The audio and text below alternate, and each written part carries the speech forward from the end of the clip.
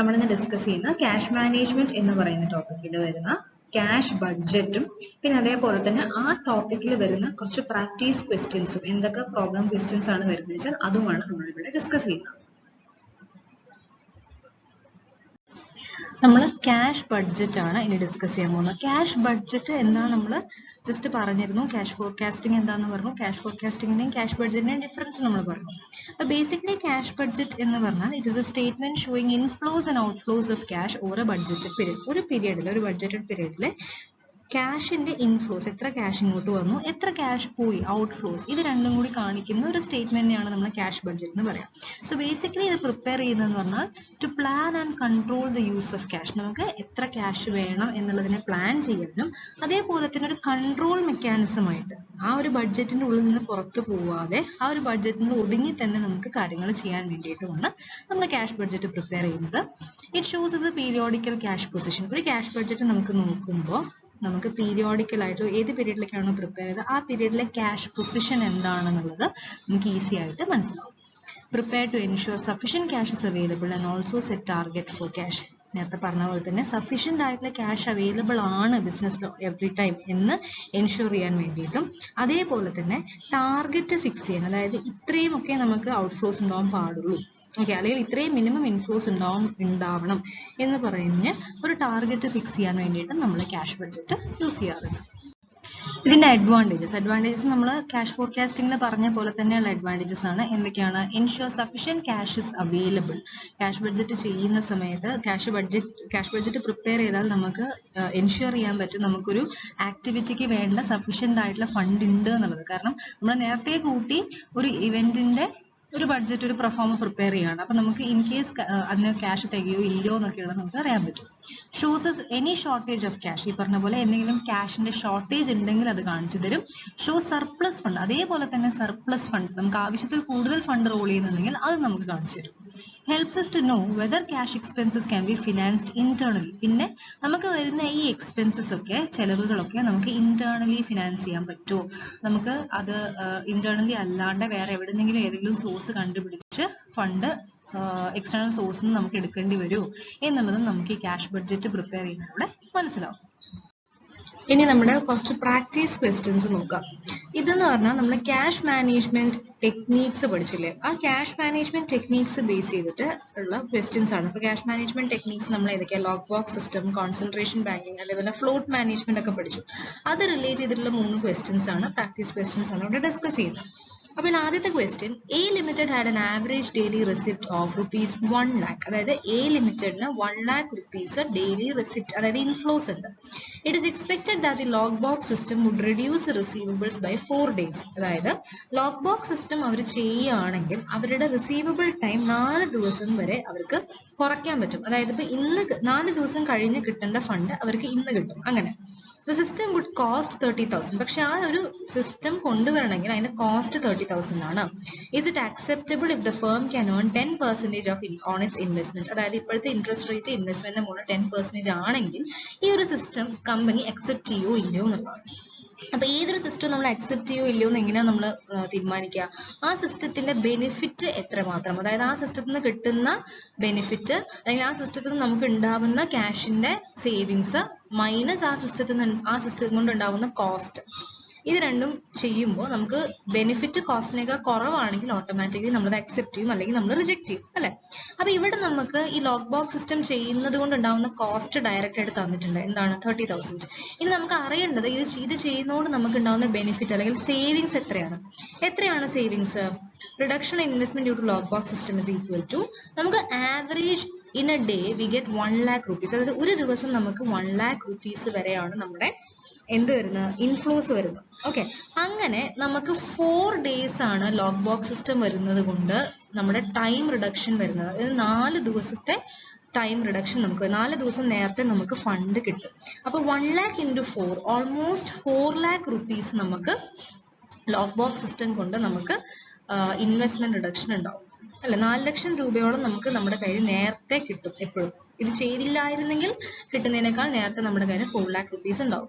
അപ്പൊ ഈ 4 lakh rupees നമുക്ക് വേണമെന്നുണ്ടെങ്കിൽ എന്ത് ചെയ്യാൻ പറ്റും? ഇൻവെസ്റ്റ് ചെയ്യാൻ പറ്റും. അപ്പൊ ഇൻവെസ്റ്റ് ചെയ്യുമ്പോൾ നമുക്ക് എത്രയാണ് പലിശ കിട്ടുന്നത്? 10% ആണ് അല്ലെ? സോ 10% ഓഫ് 4 lakh എന്ന് പറഞ്ഞാൽ നമ്മുടെ സേവിങ്സ് എന്ന് പറയുന്നത് 40,000 ആണ്. ലോക്ക് ബോക്സ് സിസ്റ്റം ഇല്ലെങ്കിൽ നമുക്ക് ഉണ്ടാവുന്ന വെച്ച് നോക്കുമ്പോൾ ലോക്ക് ബോക്സ് സിസ്റ്റം നമ്മൾ കൊണ്ടുവന്നാൽ നമുക്ക് 40,000 rupees റിട്ടേൺസ് കിട്ടും. ഓക്കെ, അപ്പൊ ഇനി സിമ്പിൾ ആണ്. ഈ റിട്ടേൺസും ഈ കോസ്റ്റും നമ്മൾ കമ്പയർ ചെയ്യാം. 40,000 മൈനസ് 30,000, 10,000 നമുക്ക് എന്താണ്? ബെനിഫിറ്റ് ആണ്, ലാഭമാണ് അല്ലെ? കാരണം നമുക്ക് 40,000 ലോക്ക് ബോക്സ് സിസ്റ്റം കാരണം നമുക്ക് 40,000 എക്സ്ട്രാ ഉണ്ടാക്കാൻ പറ്റുന്നുണ്ട്. 4 ദിവസം മുന്നേ നമുക്ക് ക്യാഷ് കിട്ടുന്നതുകൊണ്ട് തന്നെ അത് കൊണ്ടുപോയിട്ട് 4 lakh rupees ഇൻവെസ്റ്റ് ചെയ്യുമ്പോൾ നമുക്ക് 40,000 റിട്ടേൺസ് കിട്ടും. അതിന്റെ കോസ്റ്റ് 30,000 ഉള്ളൂ. അപ്പൊ 10,000 ബെനിഫിറ്റ് ആണ്. അപ്പൊ നമ്മൾ ആ സിസ്റ്റം എന്ത് ചെയ്യും? അക്സെപ്റ്റ് ചെയ്യും. ഇതേപോലെ തന്നെ ഒരു ക്വസ്റ്റ്യൻ ആണ് next question. A company had daily receipt of 5 lakh. കമ്പനിക്ക് 5 ലക്ഷം രൂപ ഡെയിലി കിട്ടും. It is expected that system of concentration banking, ഇവിടെ ലോക്ക് ബോക്സ് സിസ്റ്റം അല്ല, അവർ കോൺസെൻട്രേഷൻ ബാങ്കിങ് ആണ് ചെയ്യുന്നത്. കോൺസെൻട്രേഷൻ ബാങ്കിങ് ചെയ്യുന്നത് കൊണ്ട് it will reduce receivable by 4 days. 4 ദിവസം വരെ റിസീവബിൾ ടൈം റെഡ്യൂസ് ചെയ്യും. System would cost 25,000. കോസ്റ്റ് 25,000 ആണ്. അക്സെപ്റ്റബിൾ ആണോ അല്ലയോ? If it earns 10% on its investment, ഇൻവെസ്റ്റ്മെന്റിന് 10% കിട്ടിയ നേരത്തെ പോലെ തന്നെയാണ് നമ്മൾ ചെയ്യുക. ആദ്യം reduction in investment due to concentration system. Concentration system കാരണം നമുക്ക് ഉണ്ടാവുന്ന ഇൻവെസ്റ്റ്മെന്റിന്റെ ഡിഫറൻസ് എന്താണ്?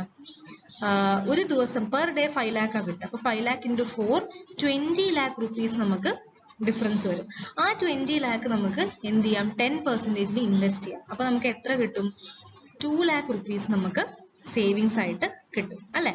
അപ്പൊ ബെനിഫിറ്റ് എന്ന് പറഞ്ഞു കഴിഞ്ഞാൽ ഈ 20 lakhന്റെ ഈ 2 lakh മൈനസ് കോസ്റ്റ് എത്ര വരുന്നുള്ളൂ?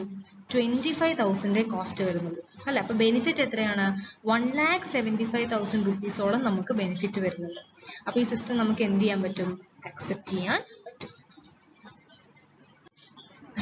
ഇനി അടുത്ത ക്വസ്റ്റ്യൻ എന്ന് പറയുന്നത് ഫ്ലോട്ട് ആയിട്ട് റിലേറ്റ് ചെയ്തിട്ടുള്ള ക്വസ്റ്റ്യൻ ആണ്. ഫ്ലോട്ട് ഞാൻ പറഞ്ഞു difference or time gap that is happening due to bank transactions or cheque transactions. Cheque transaction കൊണ്ടുവരുന്ന ടൈം ഡിഫറൻസ്, അതായത് ഒരു ചെക്ക് ഇഷ്യൂ ചെയ്തിട്ട് അത് ഇഷ്യൂ ചെയ്ത ആ ഒരു ചെക്ക് ബാങ്കിൽ പ്രസന്റ് ആവാനും അതേപോലെ തന്നെ നമ്മൾ ഡെപ്പോസിറ്റ് ചെയ്തൊരു ചെക്ക് ശരിക്കും അത് ക്രെഡിറ്റ് ആവാനൊക്കെ എടുക്കുന്ന സമയത്തിനെയാണ് നമ്മൾ ഫ്ലോട്ട് എന്ന് പറയുന്നത്.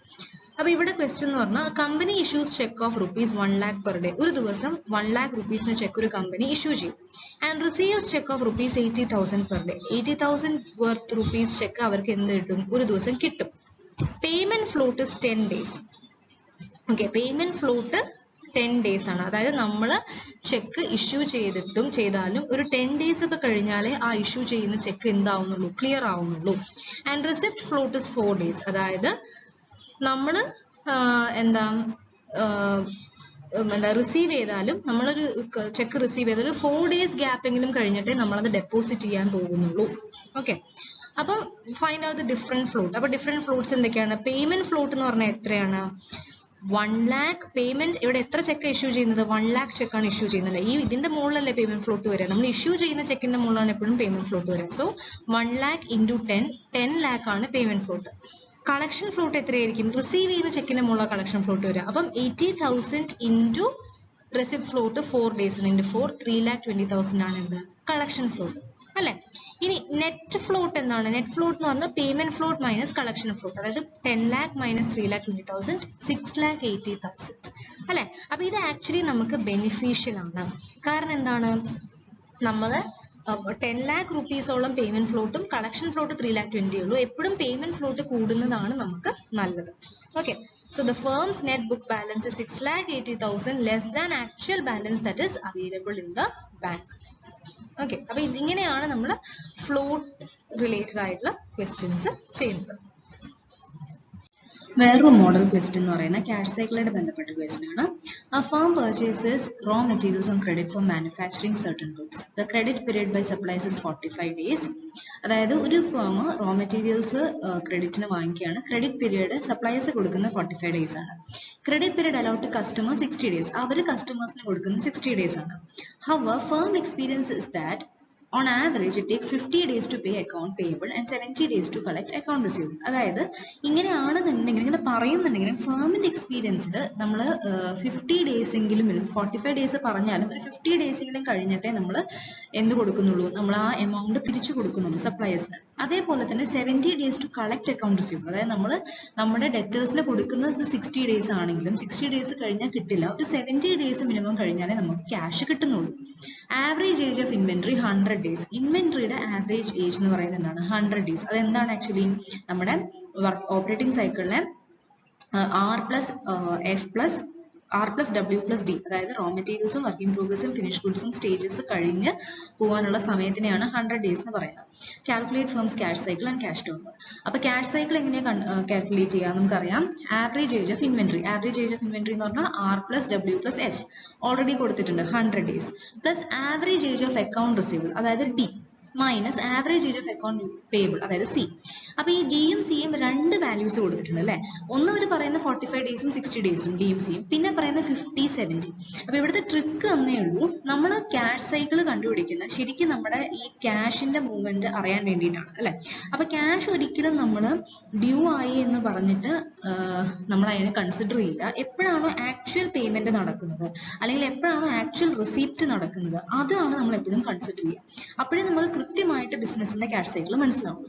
അപ്പോൾ 45 ഡേയ്സ് എന്ന് പറഞ്ഞാലും ശരിക്കും എത്ര ദിവസം എടുക്കുന്നുണ്ട്? 50 ഡേയ്സ് എടുക്കുന്നുണ്ട് ഡി അല്ലെ? ഡി അല്ല, സോറി, നമ്മുടെ സി എന്ന് പറയുന്നത്. അതേപോലെ തന്നെ നമ്മുടെ ഡി അല്ലെങ്കിൽ ഡെറ്റേഴ്സ് പേയ്മെന്റ് പീരീഡ് എന്ന് പറയുന്നത് 60 ഡേയ്സ് പറഞ്ഞാലും നമ്മൾ 70 ഡേയ്സ് എങ്കിലും കഴിഞ്ഞിട്ടേ നമുക്കത് കളക്ട് ചെയ്യാൻ പറ്റുന്നുള്ളൂ. അപ്പം നമ്മൾ ഇത് രണ്ടുമാണ് 50, 70 ആണ് കൺസിഡർ ചെയ്യുക. അപ്പം 100 + 70 - 50 120 ഡേയ്സ് ആണ് നമ്മുടെ എന്ത് ക്യാഷ് സൈക്കിൾ. ഈ ക്യാഷ് ടേൺ ഓവറിന്റെ ഫോമിൽ എന്താണ്? 365 / 120. അപ്പം നമുക്ക് 3, അതായത് ഒരു കൊല്ലത്തിൽ നമുക്ക് 3 ക്യാഷ് സൈക്കിൾസ് വരും എന്നാണ് നമുക്ക് പറയുന്നത്. നമുക്ക് ഇനി ക്യാഷ് ബഡ്ജറ്റിന്റെ ഒരു ക്വസ്റ്റ്യൻ നോക്കാം. അപ്പൊ ഇത്രയുമാണ് ബേസിക്കലി പ്രാക്ടീസ് ക്വസ്റ്റ്യൻസ് നമ്മൾ പറഞ്ഞതൊക്കെ എന്ന് പറഞ്ഞാൽ ക്യാഷ് മാനേജ്മെന്റ് എന്ന് പറയുന്ന ചാപ്റ്ററിന് ബേസിക്കലി ചോദിക്കാറുള്ള പ്രാക്ടീസ് ക്വസ്റ്റ്യൻസിന്റെ മോഡലാണ് നമ്മൾ പറഞ്ഞത്. ഇത്രയൊക്കെ തന്നെ ചോദിക്കാറുള്ളൂ. അതായത് നിങ്ങൾക്ക് ബേസിക്കലി ഫ്ലോട്ടിനെ പറ്റി ചിലപ്പോൾ ക്വസ്റ്റ്യൻ വരാറുണ്ട്, ഫ്ലോട്ട് കണ്ടുപിടിക്കാൻ. പിന്നെ അതേപോലെ ക്യാഷ് കൺവേർഷൻ സൈക്കിൾ അതെന്താന്നുള്ള ഓപ്പറേറ്റിംഗ് സൈക്കിൾ തന്നെയാണ്, പക്ഷെ അതിന്റെ ക്വസ്റ്റ്യൻ വരാറുണ്ട്. അതേപോലെ നമ്മൾ പറഞ്ഞ ടെക്നീക്സ് ഓഫ് ക്യാഷ് മാനേജ്മെന്റ് പഠിച്ചല്ലോ, concentration banking, lock box system, അതിന്റെ ക്വസ്റ്റ്യൻസ്. അപ്പൊ അതൊക്കെ നമ്മൾ ഡിസ്കസ് ചെയ്തു. ലാസ്റ്റ് ഒരു ക്യാഷ് ബഡ്ജറ്റ്, അത് എങ്ങനെയാണ് പ്രിപ്പയർ ചെയ്യുക എന്നുള്ളത്. അപ്പൊ നമ്മൾ ക്യാഷ് ബഡ്ജറ്റ് എന്താണെന്നും ക്യാഷ് ബഡ്ജറ്റിന്റെ അഡ്വാൻറ്റേജ് ഒക്കെ നമ്മൾ പറഞ്ഞതാണ്. അപ്പൊ ഇനി ആ ക്യാഷ് ബഡ്ജറ്റ് എങ്ങനെ പ്രിപ്പയർ ചെയ്യാം പ്രാക്ടിക്കലി എന്നുള്ളതിനെ ബേസ് ചെയ്തിട്ടൊരു ക്വസ്റ്റ്യൻ ആണ്, പ്രാക്ടിക്കൽ പ്രോബ്ലം ആണ്. അപ്പൊ ഇവിടെ നോക്കിയാൽ അറിയാം, ABC Limited, a newly started company, wishes to prepare cash budget from January. ഒരു പുതിയ കമ്പനിക്ക് ജാനുവരി തൊട്ടിട്ട് ക്യാഷ് ബഡ്ജറ്റ് പ്രിപ്പയർ ചെയ്യണം. Prepare a cash budget for the first 6 months from the following estimated revenues and expense. അപ്പോൾ 6 മാസത്തെ cash budget ആണ് നമുക്ക് first 6 months, അതായത് ജാനുവരി തൊട്ടിട്ട് ജൂൺ വരെയുള്ള ക്യാഷ് ബഡ്ജറ്റ് നമ്മൾ പ്രിപ്പയർ ചെയ്യണം. അതിൽ എസ്റ്റിമേറ്റഡ് റവന്യൂ ആൻഡ് എക്സ്പെൻസസ് തന്നിട്ടുണ്ട്. അതായത് ഓരോ മാസത്തിലെയും ജാനുവരി, ഫെബ്രുവരി, മാർച്ച്, ഏപ്രിൽ, മെയ്, ജൂൺ ഈ 6 മാസത്തിന്റെയും റവന്യൂസും എക്സ്പെൻസും. സെയിൽസ് എന്ന് പറഞ്ഞാൽ എന്താണ്? നമ്മുടെ റവന്യൂ അല്ല. അതേപോലെ ഇത് ഓരോന്നും എക്സ്പെൻസ് ആണ്. മെറ്റീരിയൽസ് എന്ന് പറഞ്ഞാൽ എന്താണ്? നമ്മളെ മെറ്റീരിയൽസ് വാങ്ങിക്കാൻ വേണ്ടി നമുക്ക് വന്നിട്ടുള്ള ചെലവ്. വേജസ് നമ്മൾ കൊടുത്തിട്ടുള്ളതാണ്. പ്രൊഡക്ഷൻ ഓവർഹെഡ് എന്ന് പറഞ്ഞാൽ production related expenses. Selling and distribution overhead, അതായത് അത് മറ്റ് സെല്ലിംഗ് ആൻഡ് ഡിസ്ട്രിബ്യൂഷൻ വരുന്ന എക്സ്പെൻസസ്. ഈ ഒരു എസ്റ്റിമേറ്റ് നമുക്ക് തന്നിട്ടുണ്ട്. ഇത് വെച്ചിട്ട് നമ്മൾ എന്ത് പ്രിപ്പയർ ചെയ്യണം? ഒരു ക്യാഷ് ബഡ്ജറ്റ് പ്രിപ്പയർ ചെയ്യണം. അതിൽ തന്നെ കുറച്ച് അഡ്ജസ്റ്റ്മെന്റ്സും തന്നിട്ടുണ്ട്. എന്തൊക്കെയാണ്? Cash balance on 1st January was 10,000. അതായത് ജാനുവരി 1-ാം തീയതി പ്രിപ്പയർ ചെയ്യുന്ന സമയത്ത് നമുക്കൊരു 10,000 rupees ഓപ്പണിംഗ് ബാലൻസ് ഉണ്ടാവും. Then a new machinery is to be installed at ₹20,000 on credit. അതായത് ഒരു മെഷീനറി ക്രെഡിറ്റിന് നമ്മൾ ഇൻസ്റ്റാൾ ചെയ്യാൻ പോവാണ്. 20,000 ക്രെഡിറ്റ് ഇൻസ്റ്റാൾ ചെയ്യാൻ പോവാണ്. To be repaid by 2 equal installments in March and April. പക്ഷെ ആ ക്രെഡിറ്റിനാണല്ലോ നമ്മൾ മെഷീനറി വാങ്ങിക്കുന്നത്. കടത്തിന്റെ ഒരു മെഷീനറി വാങ്ങിക്കുകയാണ് 20,000 രൂപയ്ക്ക്. അത് നമ്മൾ 2 ഇൻസ്റ്റാൾമെന്റ് ആയിട്ട് നമ്മൾ അത് അടച്ചു തീർക്കും. അതിന്റെ എമൗണ്ട് അത് എപ്പോഴൊക്കെയാണ് അടയ്ക്കുക? മാർച്ചിലും ഏപ്രിലും. അതായത് ആ പേയ്മെന്റ് 20,000 ഡ്യൂ ആവും എപ്പോഴേ ഉള്ളൂ? മാർച്ചിലും ഏപ്രിലും മാത്രം അടച്ചാൽ മതി. Sales commission at the rate 5% and total sales is to be paid within a month following actual sales. അതായത് ഇതൊന്നും കൂടാതെ സെയിൽസ് കമ്മീഷൻ എന്ന് പറയുന്ന ഒരു എക്സ്പെൻസ് ഉണ്ട് നമുക്ക്. നമുക്ക് വേണ്ടി സെയിൽസ് ചെയ്തു തരുന്ന ആൾക്കാർക്ക് നമ്മൾ കൊടുക്കുന്ന കമ്മീഷൻ. അത് 5% ടോട്ടൽ സെയിൽസ്. അതിപ്പോൾ ജാനുവരിയിലെ സെയിൽ 20,000 ആണെങ്കിൽ 20,000ന്റെ 5% നമ്മൾ എന്ത് കൊടുക്കണം? ജാനുവരി സെയിൽസ് കമ്മീഷൻ കൊടുക്കണം. പക്ഷേ it is to be paid within a month following actual sales. അതായത് സെയിൽസ് നടന്ന് ഒരു മാസം കഴിഞ്ഞിട്ടേ അത് ആക്ച്വലി ഡ്യൂ ആവുള്ളൂ. അതായത് ജാനുവരിയിൽ സെയിൽസ് നടന്നാൽ ഫെബ്രുവരിയിലാണ് നമ്മൾ എന്ത് കൊടുക്കുക? സെയിൽസ് കമ്മീഷൻ കൊടുക്കുക. Rupees 10,000 being amount of second call may be received in March. Share premium amounting rupees 2,000 is to be obtainable with second call. അതായത് നമുക്ക് സെക്കൻഡ് കോൾ എന്നൊക്കെ പറയുന്നത് നമ്മൾ ഷെയർ ഇഷ്യൂ ചെയ്തിട്ടുണ്ടെങ്കിൽ ആ ഇഷ്യൂ ചെയ്ത ഷെയർ നമുക്ക് കിട്ടുന്ന എമൗണ്ടിനെയാണ് നമ്മൾ ഈ എമൗണ്ട് നമ്മൾ തിരിച്ചിട്ട് സെക്കൻഡ് കോൾ ഫസ്റ്റ് കോൾ എന്നൊക്കെ പറഞ്ഞിട്ട് പറയും. അപ്പോൾ ഇതിൽ അങ്ങനെ നമ്മൾ ഇഷ്യൂ ചെയ്ത ഷെയറിന് നമുക്കൊരു 10,000 റുപ്പീസ് സെക്കൻഡ് കോൾ മാർച്ചിൽ കിട്ടാനുണ്ട്. 10,000 റുപ്പീസ് കിട്ടാനുണ്ട്. അതേപോലെ തന്നെ അതിന്റെ കൂടെ തന്നെ ഒരു പ്രീമിയം, അതിന്റെ ആ ഷെയർ ഇഷ്യൂ ചെയ്ത പ്രീമിയത്തിലായതുകൊണ്ട് ആ പ്രീമിയം 2,000 നമുക്ക് സെക്കൻഡ് കോളിന്റെ കൂടെ കിട്ടാനുണ്ട്. എപ്പോഴാണ് ഇത് കിട്ടുക? മാർച്ച്. അതായത് മാർച്ചിൽ 12,000 റുപ്പീസ് ബേസിക്കലി കിട്ടാനുണ്ട്. അതാണ് അതിന് മനസ്സിലാക്കേണ്ടത്. Period of credit allow by suppliers 2 months. അതായത് സപ്ലയേഴ്സ് നമുക്ക് 2 മാസത്തെ പീരിയഡ് ഓഫ് ക്രെഡിറ്റ് തന്നിട്ടുണ്ട്. അതായത് നമ്മൾ സാധനം വാങ്ങിച്ച് 2 മാസം കഴിഞ്ഞിട്ട് എന്ത് കൊടുത്താൽ മതി? പേയ്മെന്റ് കൊടുത്താൽ മതി. അപ്പൊ ഈ മെറ്റീരിയൽസും കാര്യങ്ങളൊക്കെ 20,000 ജാനുവരിയിൽ മെറ്റീരിയൽസിന് വന്നിട്ടുണ്ട്. അതായത് 20,000 രൂപ മെറ്റീരിയൽസ് നമ്മൾ ജാനുവരിയിൽ വാങ്ങിച്ചിട്ടുണ്ടെങ്കിലും പീരിയഡ് ഓഫ് ക്രെഡിറ്റ് 2 months ആണ്. അതായത് 2 മാസം കഴിഞ്ഞിട്ടേ ഈ 20,000 നമ്മൾ കൊടുക്കണ്ടു. അതേപോലെ ഈ ഓരോ മെറ്റീരിയൽസും ഫെബ്രുവരിയിൽ വരുന്ന സാധനം ഫെബ്രുവരിയിൽ വാങ്ങിച്ചിട്ടുള്ള മെറ്റീരിയൽസിന് ഫെബ്രുവരി കഴിഞ്ഞ് 2 മാസം കഴിഞ്ഞിട്ട് ആണ് എന്താവുള്ളൂ? ഡ്യൂ ആവുള്ളൂ. Then period of credit allowed to customer 1 month. അതായത് നമ്മൾ കസ്റ്റമർക്ക് കൊടുക്കുന്ന പീരിയഡ് ഓഫ് ക്രെഡിറ്റ് എന്ന് പറഞ്ഞാൽ 1 മാസമാണ്. 1 മാസം കഴിഞ്ഞിട്ട് നമുക്ക് എന്ത് വന്നാൽ മതി? നമുക്ക് പേയ്മെന്റ്സ് തന്നാൽ മതി. ഓക്കെ, സെയിൽസ് നടന്ന് 1 monthന് ശേഷമേ നമുക്ക് എന്ത് തന്നാൽ മതി? മറ്റേ ക്രെഡിറ്റ് സെയിൽസ് ആണെങ്കിൽ സെയിൽസ് നടന്ന 1 മാസത്തിന് ശേഷമേ നമുക്ക് ആക്ച്വൽ ക്യാഷ് കയ്യിലേക്ക് വരുള്ളൂ. Delay in payment of overhead 1 month. അതായത് 2 ഓവർഹെഡും 1 മാസം കഴിഞ്ഞിട്ടേ നമ്മൾ പേ ചെയ്യുള്ളൂ. Delay in payment of pages half months. അതായത് വേജസ് നമ്മൾ 6 മാസം കൂടുമ്പോഴാണ് നമ്മൾ പേ ചെയ്യുന്നത്. Now assume cash sales to be 50% of total sales. അപ്പോൾ cash sales total salesന്റെ 50% ആണെന്ന് assume ചെയ്യുമ്പോൾ എങ്ങനെയാണ് നിങ്ങളൊരു ക്യാഷ് ബഡ്ജറ്റ് പ്രിപ്പയർ ചെയ്യുക? ഓക്കെ, ഇതാണ് ഇതിലെ ക്വസ്റ്റ്യൻ. ഓക്കെ, അപ്പോൾ ക്യാഷ് ബഡ്ജറ്റിന്റെ ക്വസ്റ്റ്യനിൽ നിങ്ങൾ മനസ്സിലാക്കണമെന്ന് പറഞ്ഞാൽ മെയിൻ ആയിട്ട് ക്യാഷ് ബഡ്ജറ്റ് ചെയ്യുന്ന സമയത്ത് നമ്മൾ എപ്പോഴും ക്യാഷ് ആക്ച്വൽ ഇൻഫ്ലോ വരുമ്പോഴേ അത് എഴുതും. അതായത് നമ്മളൊരു എന്താ പറയാ ബഡ്ജറ്റ് പ്രിപ്പയർ ചെയ്യണം, ഇൻഫ്ലോന്റെയും ഔട്ട്ഫ്ലോന്റെയും. ഓക്കെ, അപ്പൊ ബേസിക് ഫോർമാറ്റ് എന്ന് പറഞ്ഞു കഴിഞ്ഞാൽ റെസീപ്റ്റ്സ് പേയ്മെന്റ്സ് ഇങ്ങനെ എഴുതും. ABC ലിമിറ്റഡ് ക്യാഷ് ബഡ്ജറ്റ് എന്ന് പറഞ്ഞ് എഴുതിയിട്ട് എത്ര മാസം വെച്ചാൽ അത്രയും മാസത്തിന് വേണ്ടുന്ന അത്രയും കോളംസ് വരച്ചിട്ട് റെസീപ്റ്റ്സ് ആദ്യം എഴുതും. അതായത് ഓരോ മാസവും നമുക്ക് വരാനുള്ള ക്യാഷിന്റെ ഇൻഫ്ലോസ് എത്രയാണെന്ന് എഴുതും. പിന്നെ പേയ്മെന്റ്സ് എഴുതും. പേയ്മെന്റ്സ് പറഞ്ഞാൽ ഓരോ മാസം നമ്മൾ അടയ്ക്കാനുള്ള ക്യാഷ് എത്രയാന്ന് പറഞ്ഞിട്ട് അതും എഴുതും. ഓക്കെ, ഇങ്ങനെയാണ് നമ്മൾ ചെയ്യുക. അപ്പൊ ഇതിൽ ശ്രദ്ധിക്കേണ്ടതെന്ന് പറഞ്ഞാൽ ആക്ച്വൽ ഇൻഫ്ലോ ഉണ്ടെങ്കിൽ മാത്രമേ റെസിപ്റ്റിൽ എഴുതുള്ളൂ. അതായത് ഇപ്പം ജാനുവരിയിൽ ശരിക്കും നമുക്ക് കയ്യിൽ ക്യാഷ് വന്നാൽ മാത്രമേ നമ്മൾ അവിടെ എവിടെ എഴുതുള്ളൂ? ക്യാഷ് ബഡ്ജറ്റിൽ റെസിപ്റ്റിൽ എഴുതുള്ളൂ. അതായത് ഒരു എന്താ പറയാ ഇൻകം ഡ്യൂ ആയി പക്ഷെ നമുക്ക് കിട്ടിയിട്ടില്ല എന്നൊക്കെ, ഒരു ഇൻകം കിട്ടാനുണ്ട് പക്ഷെ നമുക്ക് കയ്യിൽ അത് വന്നിട്ടില്ലെങ്കിൽ നമ്മളത് അവിടെ കാണിക്കില്ല. അതേപോലെ തന്നെ പേയ്മെന്റ്സും ഡ്യൂ ആയതുകൊണ്ട് മാത്രം ക്യാഷ് ബഡ്ജറ്റിൽ കാണിക്കില്ല. എപ്പോൾ നമ്മുടെ കയ്യിൽ നിന്ന് ക്യാഷ് പോയോ അപ്പോഴേ നമ്മളത് കാണിക്കുള്ളൂ. കാരണം എന്നാലേ നമുക്ക് ആക്ച്വൽ ക്യാഷിന്റെ ബാലൻസ് എത്രയാണെന്ന് അറിയാൻ പറ്റുള്ളൂ. ഓക്കെ, ഇങ്ങനെയാണ് നമ്മൾ ക്യാഷ് ബഡ്ജറ്റ് പ്രിപ്പയർ ചെയ്യുക. ഇനി നമുക്കിത് എങ്ങനെ പ്രിപ്പയർ ചെയ്യുമെന്ന് നോക്കാം. ഫസ്റ്റ് ഈ പറഞ്ഞ പോലെ തന്നെ നമ്മൾ ജാനുവരി, ഫെബ്രുവരി, മാർച്ച്, ഏപ്രിൽ, മെയ്, ജൂൺ 6 മാസത്തിന് നമുക്ക് പ്രിപ്പയർ ചെയ്യേണ്ട. അപ്പോൾ 6 കോളം പിന്നെ റിസിപ്റ്റ് കോളം പിന്നെ 6 കോളം വരച്ചിട്ട് ആദ്യം റിസിപ്റ്റ്സ് എഴുതുക. ആദ്യം നമുക്ക് ഇങ്ങോട്ട് വന്ന് ഇൻഫ്ലോസ്. അപ്പൊ ഫസ്റ്റ് ജാനുവരി മാസത്തിലെ ഇൻഫ്ലോ നോക്കാം. ജാനുവരി മാസത്തിൽ ആദ്യം തന്നെ എന്താ ഉണ്ടാവുക? Opening balance 10,000. അതായത് ജാനുവരി 1-ാം തീയതി തുടങ്ങുമ്പോൾ തന്നെ നമ്മുടെ കയ്യിൽ 10,000 റുപ്പീസ് എന്തുണ്ട്? ഓപ്പണിംഗ് ബാലൻസ് ഉണ്ട്. ഓക്കെ, പിന്നെ എന്താ റെസിപ്റ്റ് ഉണ്ടാവുക? പിന്നെ റെസിപ്റ്റ് എന്ന് പറയുന്നത് സെയിൽസ് മാത്രമല്ലേ ഉള്ളൂ. ബാക്കി ഇവിടെ മിക്കതും പറയുന്ന പേയ്മെന്റ്സ് ആണ് അല്ലെ. പിന്നെ റെസിപ്റ്റ് ഓഫ് സെയിൽസ് ആണ്. സെയിൽസ് ജാനുവരിയിൽ ടോട്ടൽ സെയിൽസ് എത്രയാ?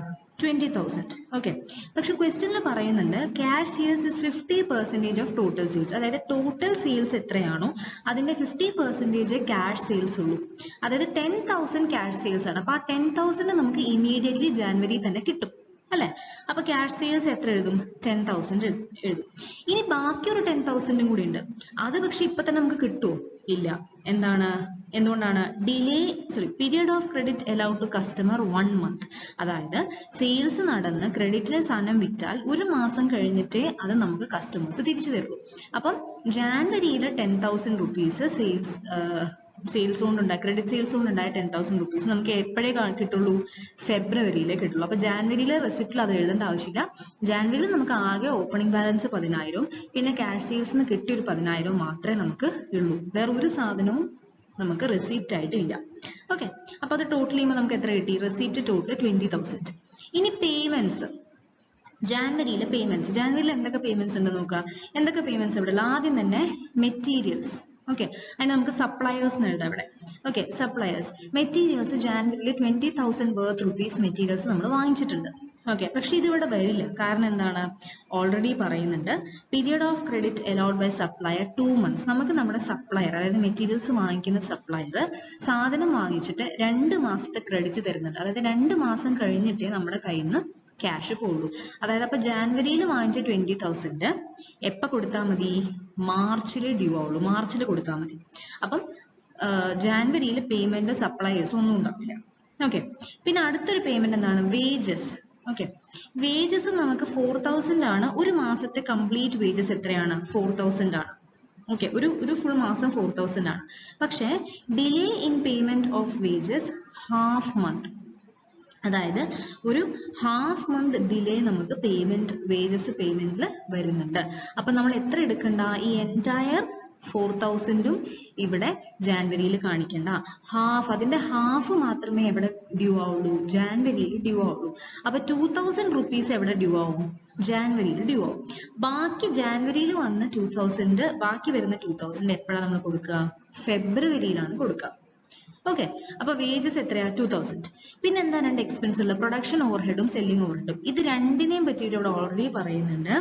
Delay in payment of overhead 1 month. ഏത് ഓവർഹെഡ് ആണെങ്കിലും ഒരു മാസത്തെ ഡിലേക്ക് ശേഷമേ അത് നമ്മൾ പേ ചെയ്യുന്നുള്ളൂ, കൊടുക്കുന്നുള്ളൂ എന്ന് പറയുന്നുണ്ട്. അപ്പം അതും നമ്മൾ എവിടെ എടുക്കേണ്ട ആവശ്യമില്ല? ജാനുവരിയിൽ എടുക്കേണ്ട ആവശ്യമില്ല. ഈ രണ്ടും ജാനുവരിയിലത്തെ 3,200 സെല്ലിംഗ് ഡിസ്ട്രിബ്യൂഷൻ 800 ഫെബ്രുവരിയിലാണ് കാണിക്കുക. അത് കഴിഞ്ഞിട്ട് പിന്നെ വേറെ ഒന്നും നമുക്കില്ല. പിന്നെ പറയുന്നത് എന്തൊക്കെയാണ്? മെഷീനറി ഇൻസ്റ്റാൾ ചെയ്തു 20,000 ഓൺ ക്രെഡിറ്റ് എന്ന് പറയുന്നത്. പക്ഷേ it is to be repaid 2 equal installment March and April. ഈ പേയ്മെന്റ് എപ്പോഴേ മാർച്ചിലോ ഏപ്രിലോ ഡ്യൂ ആവുള്ളൂ. ജാനുവരി ആയിട്ട് ഒരു ബന്ധവുമില്ല. പിന്നെ സെയിൽസ് കമ്മീഷൻ 5% ഉണ്ട്. പക്ഷേ സെയിൽസ് കമ്മീഷൻ 5% എപ്പോഴാണ്? Is to be paid within a month following actual sales. Actual sales നടന്ന് ഒരു മാസത്തിന് ശേഷം പേ ചെയ്യണം. അപ്പൊ ജാനുവരിയിലത്തെ സെയിൽസ് കമ്മീഷൻ എപ്പോഴാണ് ചെയ്യേണ്ടത്? ഫെബ്രുവരിയിൽ ചെയ്താൽ മതി. ഓക്കെ, അപ്പൊ ഇത്രയും ചെയ്യുമ്പോൾ തന്നെ നമുക്ക് എന്ത് കിട്ടി? നമ്മുടെ പേയ്മെന്റ്സ് ടോട്ടൽ കിട്ടി. അതായത് ജാനുവരിയിലെ പേയ്മെന്റ് ടോട്ടൽ എത്രയാണ്? 2,000. അപ്പൊ റെസിപ്റ്റ് 20,000, പേയ്മെന്റ് 2,000, ക്ലോസിംഗ് ബാലൻസ് ജാനുവരിയിൽ എത്രയാണ്? 18,000.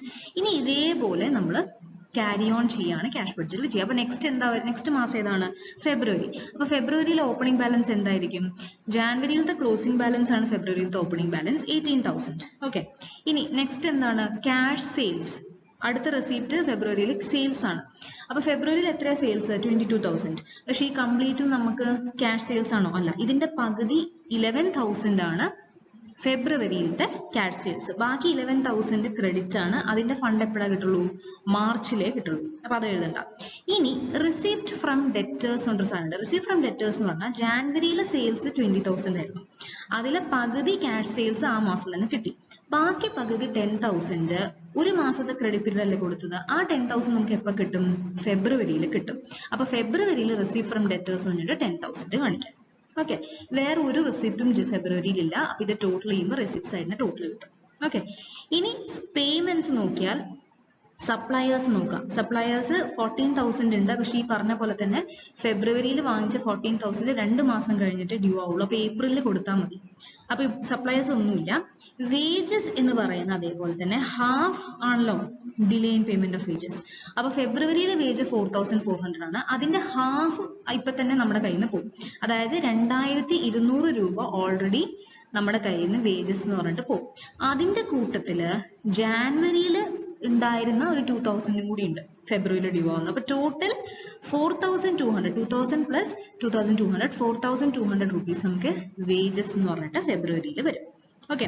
ഇനി പ്രൊഡക്ഷൻ ഓവർഹെഡ് എന്താണ്? ഫെബ്രുവരിയിലത്തെ പ്രൊഡക്ഷൻ ഓവർഹെഡും സെല്ലിംഗ് ഡിസ്ട്രിബ്യൂഷൻ ഓവർഹെഡും അല്ല ഫെബ്രുവരിയിൽ കൊടുക്കുക, ജാനുവരിയിലത്തെയാണ്. അപ്പൊ പ്രൊഡക്ഷൻ ഓവർഹെഡും സെല്ലിംഗ് ആൻഡ് ഡിസ്ട്രിബ്യൂഷൻ ഓവർഹെഡും എന്താ പറയുക, 3200 800 റെസ്പെക്റ്റീവ്ലി വരും. ഓക്കെ. പിന്നെ മെഷീനറി ഈ പറഞ്ഞ പോലെ മാർച്ചിലും ഏപ്രിലാണ്, അതിവിടെ നോക്കേണ്ട ആവശ്യമില്ല. പിന്നെ സെയിൽസ് കമ്മീഷൻ ഉണ്ട്. സെയിൽസ് കമ്മീഷൻ നമുക്കറിയാം ജാനുവരിയിലത്തെ സെയിൽസ് കമ്മീഷൻ ഫെബ്രുവരിയിൽ കൊടുക്കണം അല്ലെ. അപ്പൊ ജാനുവരിയിൽ ഈ സെയിൽസ് കമ്മീഷൻ എന്തിന്റെ മുകളിൽ കൊടുക്കേണ്ട ആവശ്യമുള്ളൂ, ടോട്ടൽ സെയിൽസിന്റെ മുകളിലാണ്. അപ്പൊ 20,000ന്റെ 5% എന്ന് പറയുന്നത് 1000 ആണ്. അത് എപ്പോൾ കൊടുക്കണം, ഫെബ്രുവരിയിൽ കൊടുക്കണം. ജാനുവരിയിലത്തെ സെയിൽസ് കമ്മീഷൻ 5% 1000 കൊടുക്കണം. അപ്പൊ ഇത്രയും ചെയ്യുമ്പോൾ നമുക്ക് പേയ്മെന്റ്സ് ടോട്ടൽ കിട്ടി 9200, ഡിഫറൻസ് 29,800. ഓക്കെ. ഇനി അതേപോലെ തന്നെ മാർച്ച് ചെയ്യാം. മാർച്ചിൽ ഫെബ്രുവരിയിലത്തെ ക്ലോസിംഗ് ബാലൻസ് ഇവിടെ ഓപ്പണിംഗ് ബാലൻസ് ആയിട്ട് വരും. ക്യാഷ് സെയിൽസ് മാർച്ചിൽ ഓൾറെഡി ഉള്ള സെയിൽസ് എത്രയാണ്, 28,000. അതിന്റെ പകുതി 14,000 cash sales. Receive from debtors എന്ന് പറഞ്ഞാൽ ഫെബ്രുവരിയിലത്തെ ഡെറ്റേഴ്സ് ആണ് നമുക്ക് മാർച്ചിൽ കിട്ടുക. ഫെബ്രുവരിയിൽ എത്രയാണ് ക്രെഡിറ്റ് സെയിൽസ് ഉണ്ടായിരുന്നത്, 11,000. ആ 11,000 ഇവിടെ കിട്ടും. പിന്നെ മാർച്ചിൽ ഒരു സാധനം വേറെ ഉള്ളത്, 10,000 being amount of second call may be received in March. മാർച്ചിൽ 10,000 rupees സെക്കൻഡ് കോളും ഒരു പ്രീമിയം 2,000 കിട്ടും. അപ്പൊ അത് രണ്ടും നമ്മൾ എഴുതണം. ഷെയർ കോളും ഷെയർ പ്രീമിയം 10,000 2,000 മാർച്ചിൽ വരുന്ന ഫണ്ടാണ്. ടോട്ടൽ ചെയ്യുമ്പോൾ റെസിപ്റ്റ് കിട്ടി. ഇനി മാർച്ചിൽ പേയ്മെന്റ്സ് എന്തൊക്കെയാണ്, സപ്ലയേഴ്സ് നേരത്തെ പോലെ തന്നെ. സപ്ലയേഴ്സ് എന്ന് പറയുന്നത് മാർച്ചിലെ സപ്ലയേഴ്സ് ഒന്നും നോക്കേണ്ട ആവശ്യമില്ല, അത് നമുക്ക് മെയിൽ ഇടുകയുള്ളൂ. ജാനുവരിയിലത്തെ സപ്ലയേഴ്സ് മാർച്ച് ആകുമ്പോഴേക്കും ഡ്യൂ ആയിട്ടുണ്ടാവും. ജാനുവരിയിലത്തെ 20,000 മാർച്ചിൽ നമുക്ക് കൊടുക്കേണ്ട സമയമായി. അപ്പം അത് നമ്മൾ സപ്ലയേഴ്സിൽ 20,000 കിട്ടും. പിന്നെ വേജസ് നേരത്തെ പോലെ തന്നെ മാർച്ചിലെ വേജസിന്റെ പകുതിയും ഫെബ്രുവരിയിലെ വേജസിന്റെ പകുതിയും അല്ലെ. അപ്പൊ 4,600ന്റെ ഹാഫും 44,000ന്റെ 4,400 ഹാഫും കൂടി 4,500 ആണ് വേജസ്. പ്രൊഡക്ഷൻ ഓവർഹെഡും സെല്ലിംഗ് ഓവർഹെഡും എവിടത്തെയാണ്, ഫെബ്രുവരിയിലത്തെ 3,300 900. പിന്നെ മാർച്ചിൽ വേറൊരു എക്സ്പെൻസ് വരുന്ന ഒരു മെഷീനറി പർച്ചേസ് ചെയ്തിട്ടുണ്ട് 20,000. ആ 20,000 ഈക്വൽ ഇൻസ്റ്റാൾമെന്റ് ആയിട്ട് മാർച്ചിലും ഏപ്രിലും ആണ് അതിന്റെ എമൗണ്ട് അടയ്ക്കുന്നത്. അപ്പൊ മാർച്ചിൽ ഒരു 10,000 അടയ്ക്കണം, ഏപ്രിൽ 10,000 അടയ്ക്കണം. അപ്പൊ മെഷീനറി പർച്ചേസ് എന്ന് പറഞ്ഞിട്ട് 10,000 മാർച്ചിൽ പോകും. ഓക്കെ. പിന്നെ സെയിൽസ് കമ്മീഷൻ ഏത് സെയിൽസിന്റെ, ഫെബ്രുവരിയിലത്തെ സെയിൽസിന്റെ കമ്മീഷൻ 22,000ന്റെ 5% 1,100. ടോട്ടൽ വരുമ്പോൾ നമുക്ക് പേയ്മെന്റ് സൈഡിന്റെ ടോട്ടൽ കിട്ടും. ഡിഫറൻസ് നോക്കുമ്പോൾ 27,000. ഇങ്ങനെ കണ്ടിന്യൂ ചെയ്തിട്ട് നമ്മൾ 6 മാസത്തിന്റെയും കണ്ടുപിടിക്കുക. ഇങ്ങനെയാണ് നമ്മൾ എന്ത് ചെയ്യുന്നത്, ക്യാഷ് ബഡ്ജറ്റ് പ്രിപ്പയർ ചെയ്യുന്നത്.